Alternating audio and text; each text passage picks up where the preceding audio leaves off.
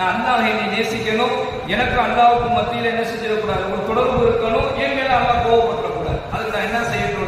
இந்த 3 முறை அவர் கேள்வி கேட்டதுக்கு பின்னாடி அல்லாஹ்வுடைய தூதர் ஸல்லல்லாஹு அலைஹி வஸல்லம் அவர்கள் சொன்னார்கள், கோபப்படாத, எல்லோரிடத்திலும் நற்குணத்தோடு நடந்து கொள், இது போதும் என்பதாக பெருமானார் ஸல்லல்லாஹு அலைஹி வஸல்லம் சொல்லி காண்பித்தார்.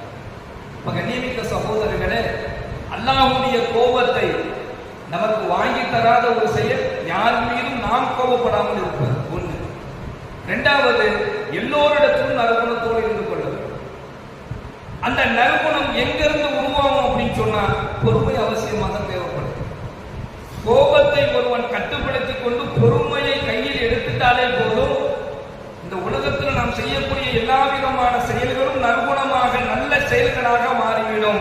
எனவே தான் அதிகமாக அல்லாஹ் பொறுமையை பற்றி பேசுறார். என்னுடைய பொறுமை